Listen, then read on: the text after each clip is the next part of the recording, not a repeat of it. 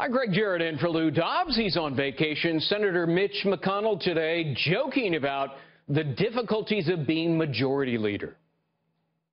I'm often asked, what is being the majority leader of the Senate like? The best answer I've been able to think of is it's a little bit like being a groundskeeper at a cemetery. Everybody's under you, but nobody's listening. Yeah, yuck it up, Mitch. McConnell's remarks coming on the same day that President Trump hit Republican leadership for what he called the debt ceiling mess. Joining me now to talk about it, we're happy to have with us Kellyanne Conway, who is counselor to President Trump. Kellyanne, great to see you. Thanks for being with us. So maybe nobody's listening to Mitch McConnell because he's a feckless leader and Republicans no longer have confidence in him. The question is, does the president have confidence in him, or does he want McConnell to step down? The president would like to work with the Republican Congress on the president's agenda. He was elected less than a year ago, Greg, and why he got here is very plain to see.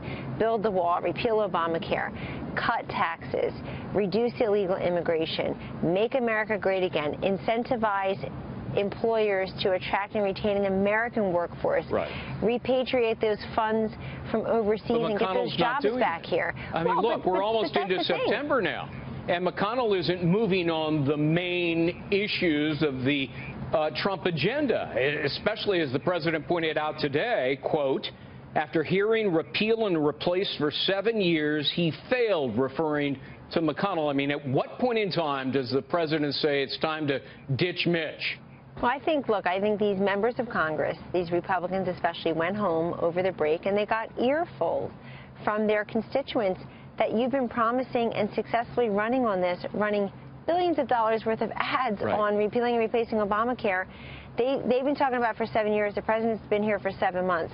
You would think we can come somewhere together, get it done. Hopefully they still can. The president still has his pen in hand.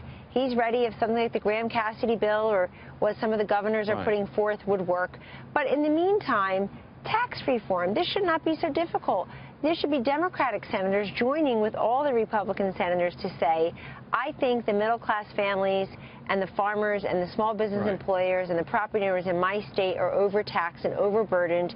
We spend 7 billion hours a year complying with the tax code. Well, look, here's the deal. I mean, it was said that the president wanted health care reform, Obama repeal and replace before tax reform. Is that what the president still wants? Well, that would be an ideal situation. That's what he fought for. You wanted to take those tax savings and apply it to tax reform. But the fact is that the president wants to make good on his promises, and he also wants to execute on what we call moral imperatives, tax reform, health care reform. These aren't just campaign promises. This is how you make a country safe and prosperous again. Now, the president tweeted out about the debt ceiling today, too. He made very clear to people that back in March or so, he had suggested tying the debt ceiling to the VA choice bill. The VA choice bill passed with overwhelming bipartisan support. It is now the law. It allows our veterans to access care through the private system if they cannot access quality and timely care through the VA, which most say they can. And to tie the debt ceiling to that, but it didn't was an idea that was rejected. But again, and the president is warning that he is going to shut down government unless the border wall funding is tied into the debt ceiling. Does he still believe that? Is he going to put both of them together? Will he shut down government if he doesn't get the border wall funding? No one wants a government shutdown. The president has made very clear for over 2 years now, including today, Greg, that he's going to build that wall. He ran on it, he won on it, and he's dead serious about getting it built. But will he shut down the government over it? He will. Look, you know what happens in these situations. There are many different ways this can go. You can have a temporary CR and you can battle out over the spending bill thereafter. None of that has been decided. I won't get ahead of the president and the Congress on that. But the idea that people are somehow shocked and surprised that Donald Trump wants to build a wall, have it paid for, get those congressional funds, and you see the polling numbers actually improve public opinion-wise once people are told you'd have a wall, but you'd also have increased agents at the border. You'd have other technologies in place so that people feel our sovereign nation would actually have physical borders, and that we would even improve on the really astonishing, heartening numbers of the 47% a downturn in illegal boarding crossings, including children that were being brought over the border. Let me hit it. With no safety, no security, no prosperity. I hear what you're saying. I want to hit a couple of more subjects before we run out of time.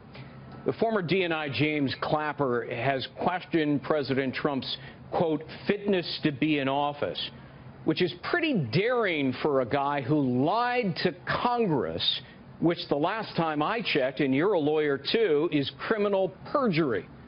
What's the reaction from the president? And let's remind the viewers, too, if we may, that it was Mr. Clapper, in his official capacity, under oath, denying that the federal government was surveilling citizens. And it turns out and he lied. That was not true. But here he is. I think the credibility and the veracity of some of these folks and the lack of qualifications to be talking about anybody's fitness, it's really shocking, but people can just say... Would you agree that General Clapper is sort of the poster child for moral decay, and he's the quintessential hypocrite for criticizing the president's fitness?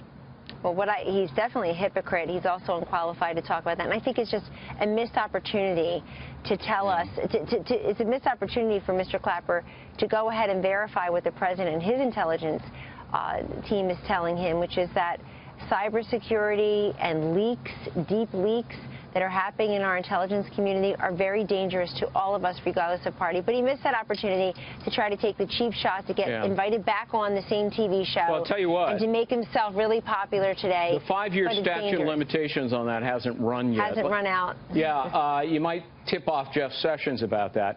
Final question. Look, we have a lot of dime store psychiatrists on TV these days who aren't reporting the news, who are rendering opinion based on absolutely nothing.